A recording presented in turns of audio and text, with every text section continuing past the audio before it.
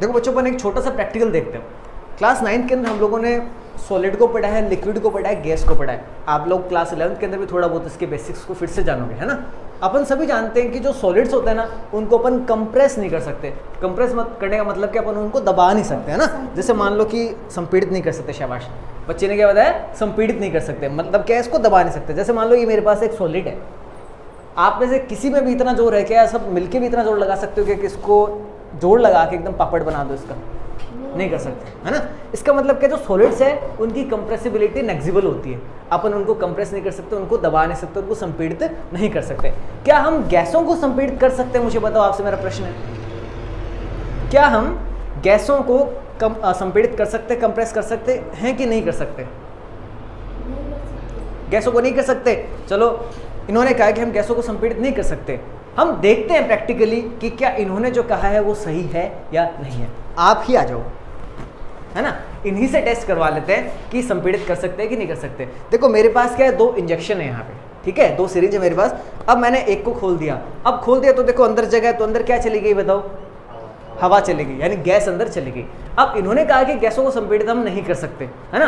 अब देखते हैं क्या कर सकते हैं। क्या, अब आपको मैं ये कहूँगा कि इंजेक्शन को आपको दबाना है ना। अब अंदर क्या है, गैस है। आपने क्या कहा, गैस दब नहीं सकती। अब चलो देखते हैं आप दबा पाते हो कि नहीं दबा पाते। दब रही है, अरे दबा दी इन्होंने तो दबा दी, लेकिन अभी तो कह रहे थे कि गैस हम दबा ही नहीं सकते। ये क्या हो रहा है? इसका मतलब आप गलत थे, गलत थे ना। तो इसका मतलब क्या है कि गैसों को हम लोग संपीड़ित कर सकते हैं। कितनी सिंपल सी बात थी। कोई और आके चेक करना चाहेगा? आप बैठो, कोई और आके चेक करना चाहेगा? क्या पता इन्होंने कोई चीटिंग कर ली हो यहाँ पे। आप आ जाओ पीछे से, देखते हैं कि इन्होंने चीटिंग तो नहीं करी। कंफर्मेशन जरूरी है। देखो विज्ञान ये कहता है कि मैं जो भी आपको नियम बना के देता हूँ वो हर वक्त सही हो, ये जरूरी नहीं है। जिस दिन आपने इसको गलत प्रूफ कर दिया उस दिन ये गलत हो जाएगा। यानी विज्ञान इतना लचीला होता है कि अपने नियमों में हमेशा संशोधन की गुंजाइश को रखता है। तो एक बार फिर से देख लेते हैं। देखो देखिए, दब रही है, आपने भी दबा दी, नहीं दब रही? दबाई तो है यार, या तो हाँ वापस तो आएगी, लेकिन दबा तो रहे हो ना, दब पा रही है। इन्होंने कहा वापस आ रही है, वापस तो इसलिए आ रही है क्योंकि अंदर गैस तो है ही। हमने इसको दबा दिया, देखो मैं जैसे इसको छोड़ूंगा तो वापस भी आ रही है।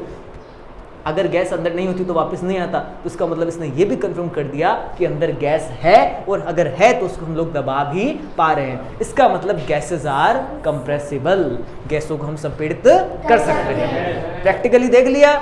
अब बताओ आप लोग भूलोगे क्या 9th में पूरी साल इसको? 10th में भूलोगे क्या पूरी साल इसको? लाइफ में भूलोगे क्या पूरे टाइम पे इसको? नहीं भूलोगे ना। तो ये होता है प्रैक्टिकल का फायदा। हमने एक बार जिस चीज को जी लिया ना, that is called as practical. ठीक है ना, बहुत ही सिंपल सी बात थी। शाबाश बैठो।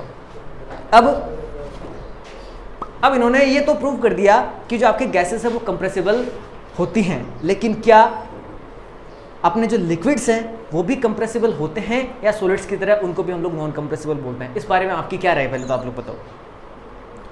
क्या हम लिक्विड को यानी द्रवों को संपीड़ित कर सकते हैं कि नहीं कर सकते? हाँ या ना बताओ, या तो हाँ बताओ, नहीं ना बताओ, कुछ तो बताओ। नहीं कर सकते।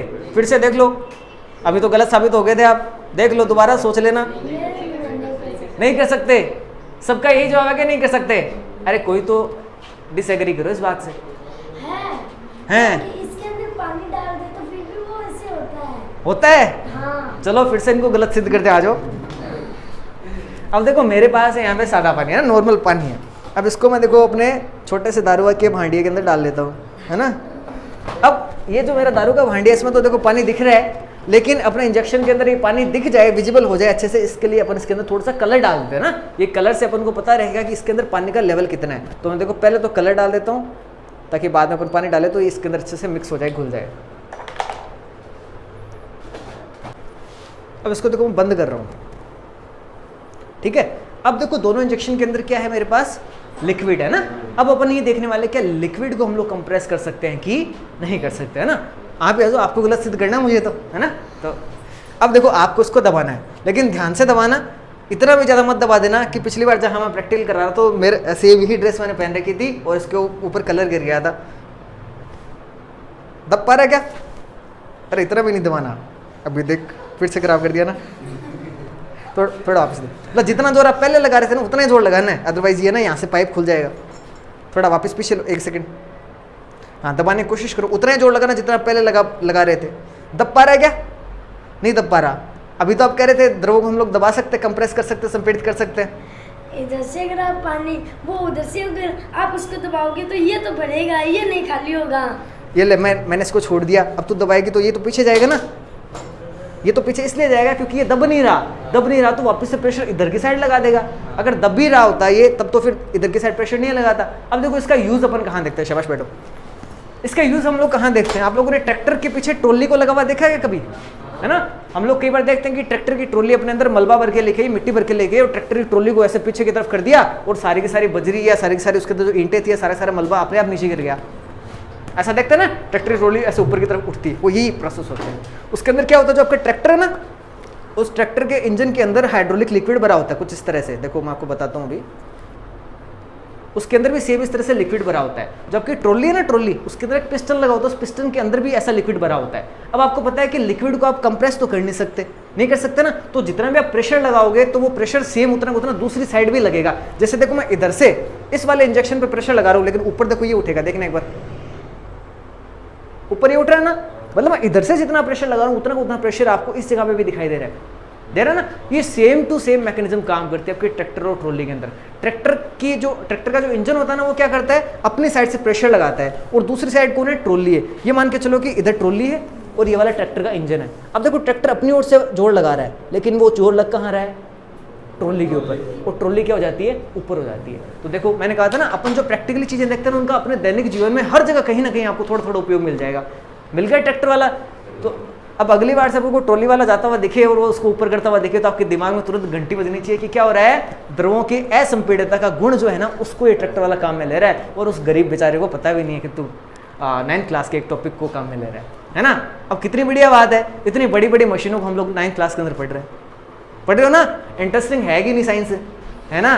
तो अपन कल यही तो बातें कर रहे थे कि जो कुछ अपने आसपास है ना, बस उसी को हमने किताब के अंदर डाल दिया तो उसका नाम साइंस हो गया, और साइंस कुछ भी नहीं है। तो बिना मतलब में, बिना कोई टेंशन लिए आपको बढ़िया तरीके से पढ़ना है, ठीक है।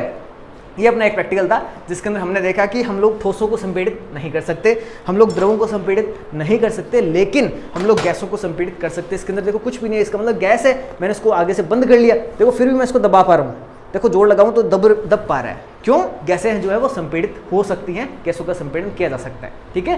बड़ी बेसिक सी बात है, सिंपल सी बात है।